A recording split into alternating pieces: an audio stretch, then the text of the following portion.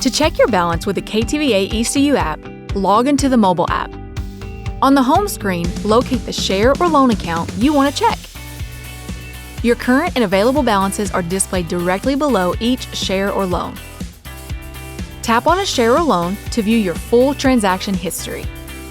Want even faster access? Enable Quick Balance. Tap the red circle with your initials in the upper right-hand corner. Select Settings. Choose Mobile Features.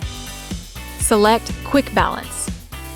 Toggle Quick Balance on to check balances without logging in. If you want your balances to show on the app welcome screen, toggle Show Automatically on App Startup.